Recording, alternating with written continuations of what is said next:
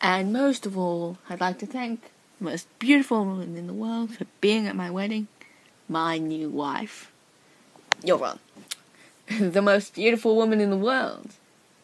Not likely. I mean, she's definitely in the top half, but that's only because of her youth. I mean, if she was older, she'd be hideous. I mean, I'm not saying she's going to be. I mean, in your eyes, she's always going to be beautiful, right? But I mean, she's okay. She's okay looking when she's got her makeup and her fancy dress and all that. But she's not beautiful at all when you take all that away. I mean, she looks like a hag when you take all that makeup away. I've seen her. She looks like a pig's backside. Right? But that would be unkind to the pig. You're a monster. Look, I'm only saying that that she can't be the most beautiful woman in the world because she's not beautiful without all that fancy get-up, that makeup, all that fancy dress. I mean, look, Philip, in your eyes, maybe she's the most beautiful woman in the world, but mainly that's because that you are disorientated towards her appearance in a positive way. That's the best definition of love I can think of. You're both, and Philip, you're average. You're no better than 5 on my scale. Are you attracted to me? Well, look, my point is, this woman and this man should not end up together. That man should be with me, and that woman should be with God knows who, because no one else will find her attractive. Thank you. Did I do well? Really good, really good. You know what? You're a bit of a flapper. Thanks, mate. And after that cruelly disheartening speech, may we present the mother of the bride to slap the best man. Hello. Yes, hello. I was really perusing my ham packet, wishing to make a nice ham and cheese sandwich, when my eye happened to stumble across this number. Yes, sir, this is the Ham Helpline, sir. How may we help you, sir? Why do you keep addressing me as sir? Do I sound British? Well, you sound like an Australian man with a bad British accent, sir. Yes, I suppose I do. Maybe I should drop it, but I can't, because my mother brought me up like this, and it's very hard to drop old habits, I must imagine. So, what can we help you with? I wish to know the exact nature of this Ham Helpline. Why on earth would someone need such a ridiculous invention? Well, sir, since the Ham Helpline's inception, we have received exactly 137 calls. 136 of those were to ask the exact nature of the Ham Helpline, and the other one was from a sister who believed her ham was haunted.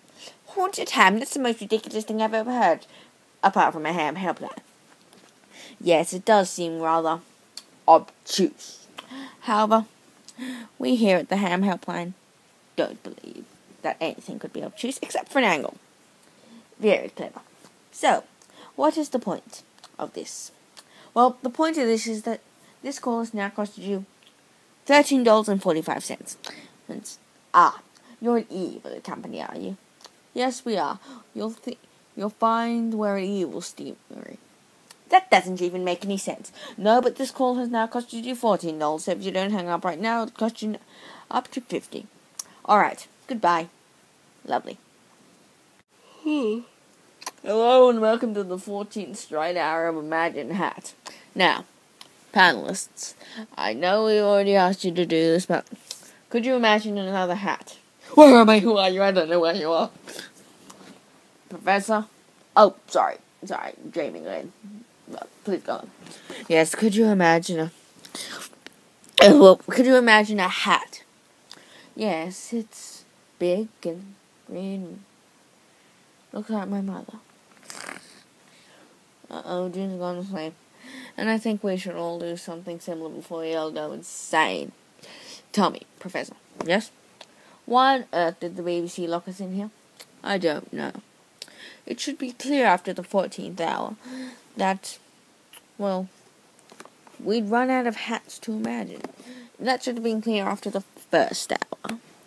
We could name all the hats in the universe in at least 12 hours. So why they've locked us in here for 14 is a mystery. Yes, and they're not prepared to accept anything other than hat-based material. I don't know what the BBC hope to gain out of this, but it's certainly not intelligent. No, it's not. I feel like dozing off right now. Yes, but remember, if we doze off, then the punishment spikes will reappear. You alright, June? Ah! My back. She'll be fine. Remember, the punishment spikes will appear as June just demonstrated. So, shall we continue imagining hats? Yes, Professor, can you imagine a hat? No. Listen, man. You might have noticed we're in a new room, actually. Because we've moved the Stargate away from here. Because we don't want heavy flying projectiles fired at our faces. But, anyway. I know it might be convenient, but the Comm badges aren't for use by personnel. They're only for use by me and the members of the board for easy communication, because it's not a way to make short messages or phone calls to people. It's just abuse, it's just abuse. And listen, I know that some of you work a long way away from each other, and if you want to have a quick word, it's quite difficult, but that's what staff phones are for. They're on all of your desks, so why can't you just dial up a number? Because it takes too long. Well, look, a few seconds of your time, just to make a phone call, won't be that hard. And I can pay for the phone bill, so there's no problems there, okay? Look. You guys have been stressing me out for long enough with this needless, wasteless abuse of technology, so I think it's sort of fair that I get paid from you, okay? Or I get something back from you, just some sort of response to let me know that you guys are listening to me, okay? Meeting dismissed. Get out of here. Vinegar, we must pursue the nemesis. But where did he go, sir? He could be anywhere on this globe. No, it would take time to book a plane ticket. Where could he have gone? Well, he got in a car. Maybe he went to his house. Exactly. I have been there before. Want to report? Not right now, so we need to be concentrated. Indeed we do. Come, let us depart.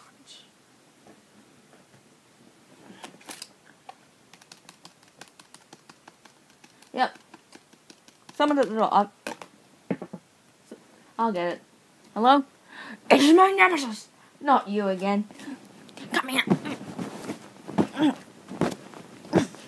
Get off me, you drunkard! You dare call us great Sir Digby, Caesar salad, a drunkard! You won't get away with this, nemesis. Oh! Ow!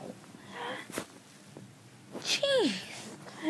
You guys are insane. Get out of my house. Get out of my house. Get out. Go. Can you believe those guys? Nope. Right, now that we've got all the speeches out of the way, I think there's something we all need to discuss. Philip, could you get up? Yeah. Listen. Your choice of best man. It wasn't the best. I mean, Dave might be your best friend, but he is not a good best man. He insulted the bride. He did something that wasn't really appropriate at the wedding, and he reciprocated. I mean, that's not the sort of thing you admit at another person's wedding. That's not something you admit at your own wedding. Look, I understand he had reasons for doing this. I mean, she is not the most beautiful woman in the world, but she is definitely top 11, 12. She's definitely in the top 12.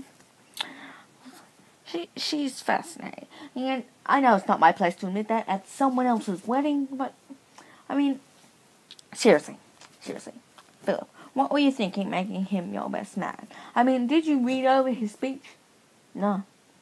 See, look, that can't go unnoticed, because if you didn't read his speech, then, well, it's not my fault. How was I to know he didn't insult him? He was going to insult Philip here. Well, I guess that's my point. You should have read his speech because, well, it would have given you some fascinating insight into what he was going to write. Can I just say something, please? Look, saying she wasn't the most beautiful woman in the world isn't really insulting her. You said you look like a pig's backside. Yes, thank you, Kevin.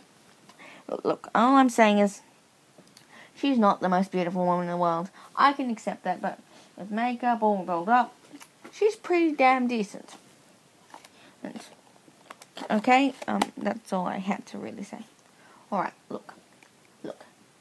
I know you guys are sort of nervous and frustrated that this is taking so long, but look, that is not a reason to start insulting the bride or the groom. Sorry. Get my world on one. Alright, let's go to the reception. You look great. Yeah, Dave. Thanks, Phil. You know, we should want to go to the bar after this? Absolutely. Oi, Philip, I want a word with you. See you later. Bye. Hello, ma'am. Come in. Now, why don't you take your considerable weight off your feet? Excuse me? Were you always that fat? Pardon? I'm not fat. Oh, you're in denial, I see. Well, this is a privately owned business, and we swear not to share customers' appearances with everyone else, but judging by the look of you, it looks like you've already shared it with about half the restaurants in town. Excuse me? Oh, now, don't cry. If you cry, the tears will only run and make you even fatter. Look, I just want something to eat. I think you've had enough to eat for today, ma'am. I've only had I had some eggs for breakfast. How many eggs? 2. And what was in them? Just some ham, some cheese, olives, nothing that I normally don't have. How many children do you have then? None. Wow, you're a heavy eater. I mean, if you gained all that from food, I mean, well. Hey now, don't cry, it's okay. It's true, though. True, I'm always made fun of. I'm so bad. Hey, I know what would cheer you up. How about a date with me?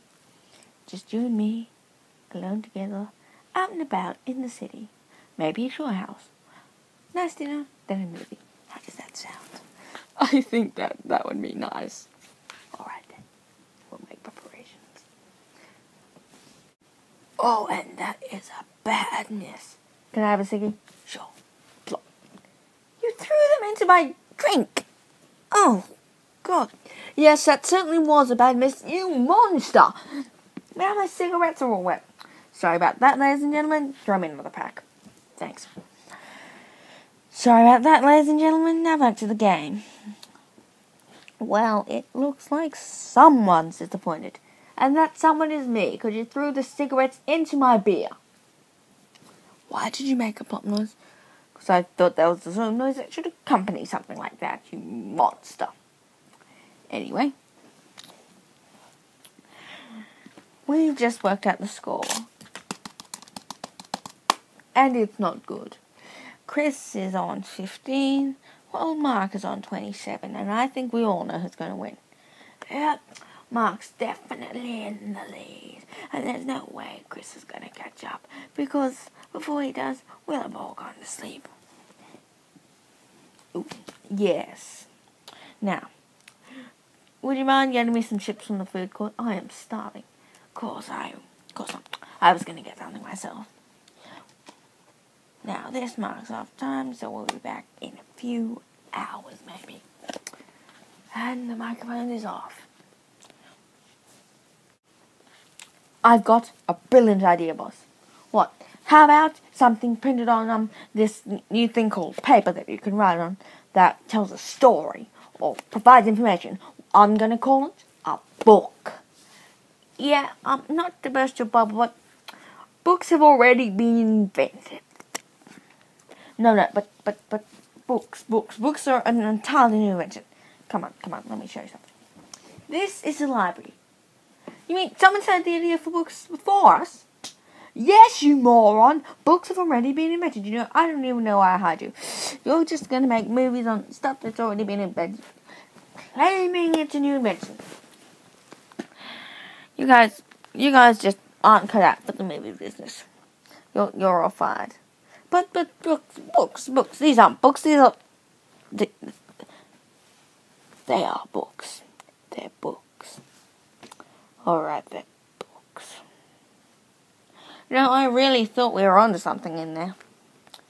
So did I. But, come on. The lazy film writers could come up with something. I guess you're right. You know what? What? Books haven't been invented yet. No, they haven't.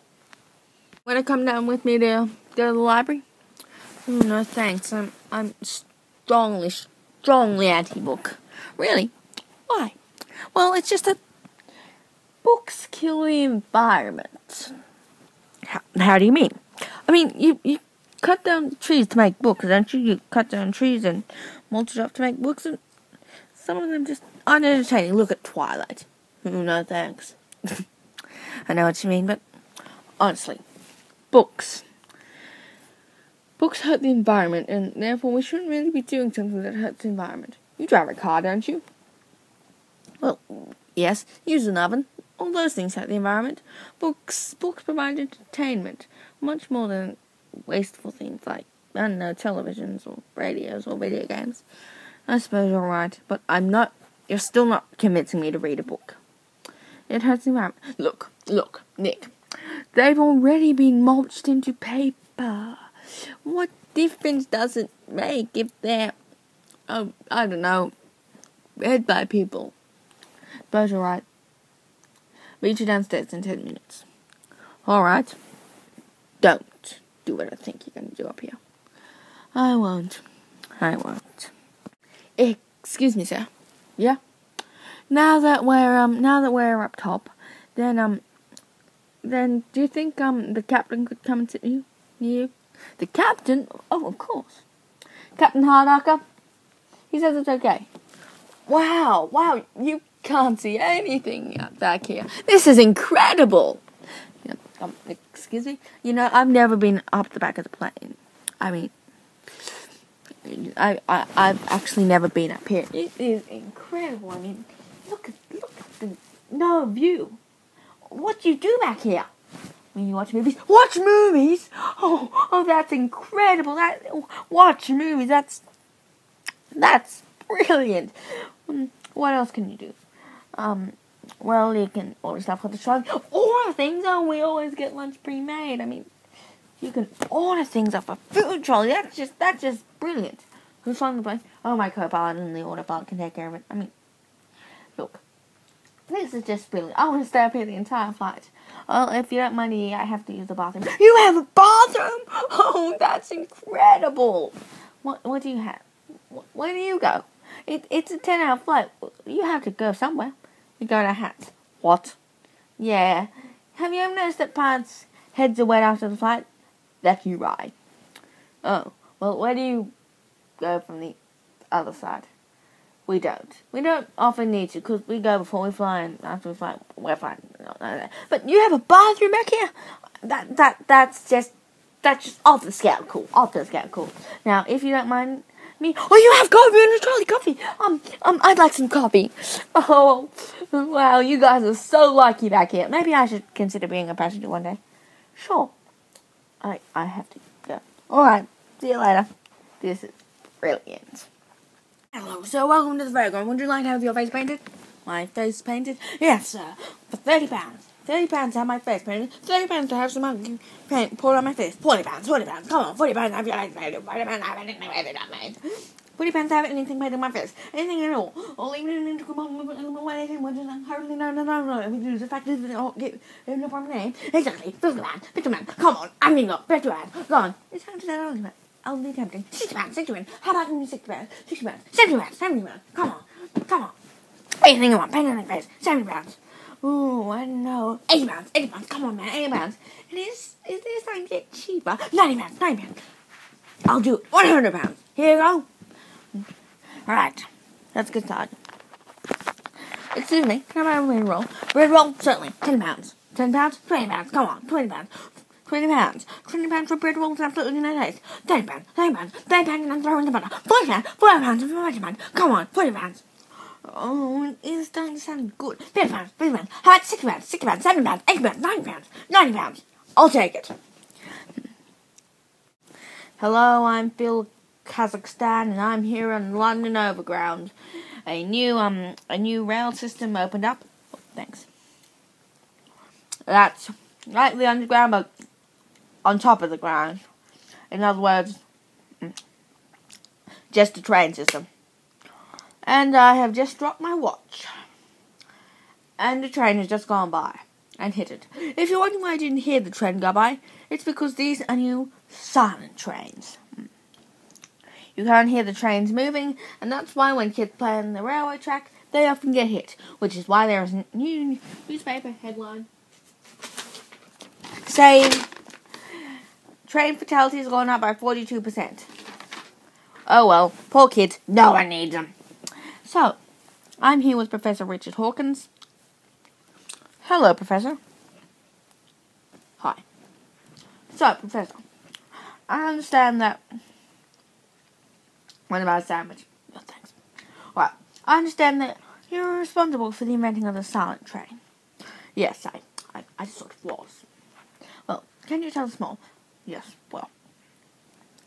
The silent train uses an engine that is powered on water, and that's very interesting. Isn't that interesting? Well, join me next week when we look at the London Underground Overground.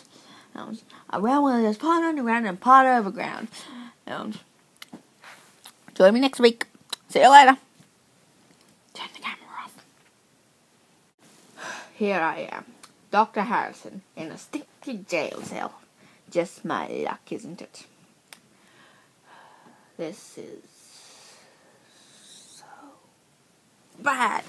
I'm a world-famous inventor. I can't be sitting here in a jail cell talking to myself like some sort of madman who invented a lay of doom. That describes my life perfectly. Excuse me, Dr. Harrison. The new Prime Minister would want to see you. Thanks. Want a sandwich? No. More for me. Hello. I understand you're responsible for killing my predecessor. Well, I sort of was, yes. I just want to say, good job. What? He was a weakling and a coward. No sense at all. Really? Yes. And to congratulate you, I'm going to give you a complimentary hanging. That's good. What? Take him away and have him hanged. Want a sandwich? No. I'd like to have this sewn on again.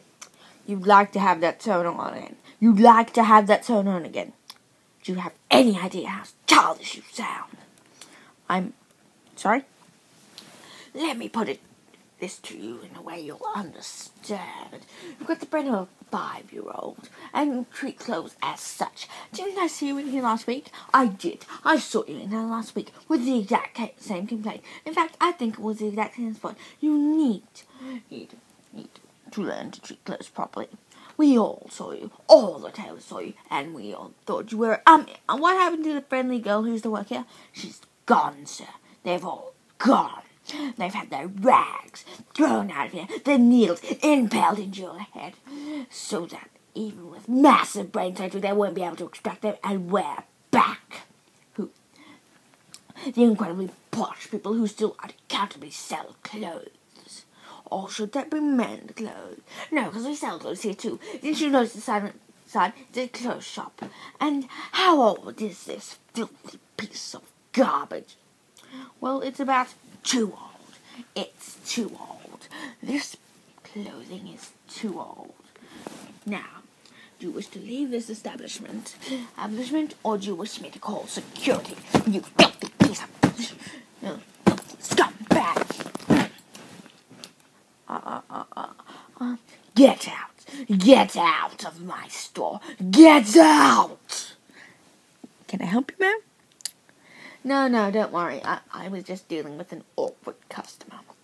Thank you. Have you got a cold? Then what you need is new tissues. New tissues? Yes, that's right, you sneezing bag of sodding filth. New tissues. What are new tissues? Well, in a word, they're new. In several words, a new tissue is a perfectly abundant mixture of paper and water, meaning that you can get water up your nose even when you're not swimming. Really, it really works. That's right, you coughing bag of poo. It really does work. Just listen to these satisfied customers. All their testimonials seem to be dead. But not to worry, you won't die. As long as you don't breathe in too hard when you're sneezing. Otherwise you'll get water up your nose and it could go up your brain and kill you. Because this water isn't just water. It's water made with several chemicals such as arsenic, cyanide, mercury, and more. Now, these tissues have been proved absolutely safe by the Board of Health in Cuba. So don't worry, go and buy your new tissues today. Just listen to this satisfied customer. Oh dear, he seems to be dead. But you won't die as long as you don't breathe in too hard. See you later. That is the worst miss I have seen all night. Apologies from viewers in the north. You may be experiencing some sound difficulty. Are you done yet? Sorry. Just gotta... Oh, that'll do. Yes, that was the worst miss we've seen all night. They're still not completely dry. Oh, just get another pack heater. Look, you gave me these, and these are mine, Chris. Not going to convince me to spend another £10.40. £10? Where do you buy cigarettes? Alright, you know what? Forget it. My mother, sweet old Mrs. Thompson, she sells cigarettes for £10, but they are the best cigarettes you can get. I don't buy cigarettes there. I buy cigarettes at the corner shop, just like I buy beer at the corner shop. Want some beer? Thanks. Oh, and that is another bad miss. Oh, you might have noticed that Chris is back. Yes, because he's been back for quite a while now. We decided to put our differences aside and make up. You're homosexual. Yes, I am. That sums me up, doesn't it? Don't look at me like that. No, it wasn't because I'm homophobic that I broke up with him. Is that the right word? Broke up? That our friendship broke up. It was because he was an annoying pack of... Oh, and that's a bad miss. Twice in one day. This is really irritating me. It wasn't something trivial this time, Warren, so don't look at me like that. It was a phaser. A phaser. An advanced 24th century weapon that can shoot through walls. Maybe that's why I've been seeing all those holes in the wall, Warren, because you don't know how to use it. Sorry. No, sorry's not enough this time. Sorry is not enough. Let me tell you one thing, Warren. You are fired. Get out. You can't fire me. I'm your sidekick. I'm your get out, Warren. And if I say no? Alright, you can stay. But first, I need to speak to you all. You cannot keep abusing technology like this. It's not good, it's not right, and it's not just. Okay? Okay. Now, if I've gotten that message to you, raise your hand. You too, Warren. Good. Now, dismissed. Oh, hello, and welcome to the quiz. The post-filing equivalent of fun. This doesn't feel very fun. Harry? I'm blind and I have a feeling that they are closing in. Don't worry, it's not a feeling. It's fact. They are closing in. They're really closing in. So, let me introduce Harry and Stephen, who you may remember, and Kevin, who was deactivated. what was your name? Oh, me. My name's John. John Ayres. Right, well, John or Mr. Ayres or presenter, whichever you prefer. I swear Kevin's hand just moved. And on to our first question, which is, his hand definitely moved. Don't think about it. Don't think about it. I'm just going to say that his hand moved. His hand moved. Harry. Our first question is, help me, somebody help me. I don't care about them, just help me. And Stephen, Harry's already, Harry lost calls. Please, phone the hotline immediately. Our phones are out of battery or don't work. Whoever's listening, help us, please. Oh God.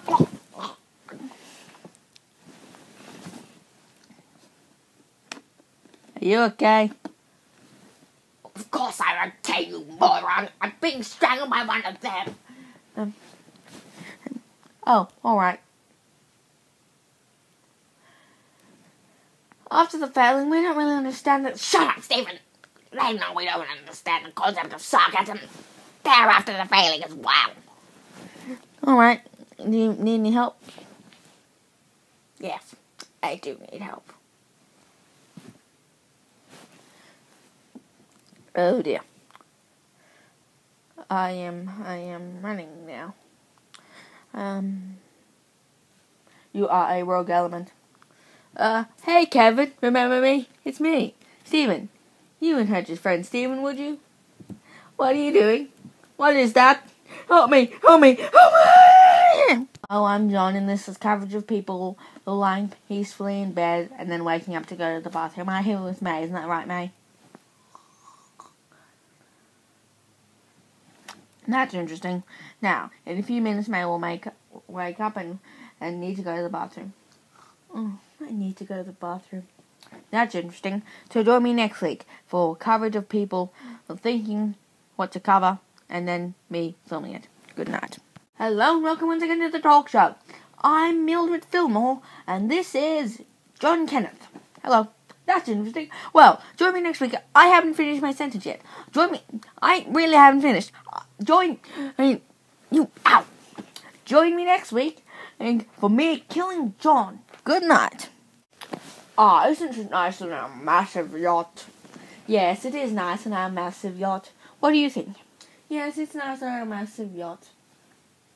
In fact, I think another visitor just went to massiveyacht.com. No, that was just my imagination. Don't you remember? Massiveyacht.com got closed down. Why? Because we couldn't pay the bills because we spent all our money on this massive yacht. Oh, yes. Wake up, Dad. Oh, sorry. I had this weird dream that... Oh, yes, that was reality. Are you tired? I'm tired. I'm sort of tired. Are you tired? Sort of. A bit, maybe. No, I'm not tired. Don't read it. How many viewers did MassiveYacht.com get before it was closed down? 2,047,000. Oh, I was hoping it would be 1 billion. Servants? Yes, sir. Get me a sandwich. Of course, sir. Want a sandwich? Nah. Alright, more for me. You eat like a pig. I know. But that would be unkind to a pig, wouldn't it? Yes, it sort of would. And as we enter the 20th hour of broadcasting, there is a desperation to get out of the Imagine Hat studio. June. Can you imagine a hat? I can't imagine any more hats than I could in the first 30 minutes. Alright, Professor. And he was just hit by the punishment spikes. There was a strong chance of nasal discharge because we're in a small room and I've got a cold. Get away from me! This is not going well. Hour 21. Alright. Now, I'm going to take over and see if I can imagine a hat. Nope. You know, we've been locked in this room for... This is supposed to go on for 24 hours. what the BBC hopes to gain out of this. Oh no, entertainment and our suffering. Good point. Well, that's all from this. Oh, we're still got another 3 hours. Yes, perfect. I'm here with Dave, isn't that right, Dave? Yep. So, I understand that you count lines. Yes, I do. So, what is that like? How do you count lines? Well, in the order you may imagine. Like, if I say 1, then I 1, 2, 2, 8, 24, etc. It's really simple. Yeah, but how do you know that it's a new line? Now that's the tricky bit. We don't. Oh, so how can you be sure if you're not counting an already counted line? We don't. So, isn't it dangerous though, counting lines? Yes, it is quite dangerous, as Martin find out to his expense. Well, why have we been locked in here? I don't know, but now it's been 3 days so far without food and or water, and I'm inclined to kill one of us with this microphone stand. It's not wanting to die. I'm inclined to ask you, on average, how many lions are there? Do you have any particular preferences on who I kill? No, if you asked me that yesterday, I would have said yes, but now, just as long as this discussion ends, I really don't mind. Alright. Hey, BBC, down with the camera.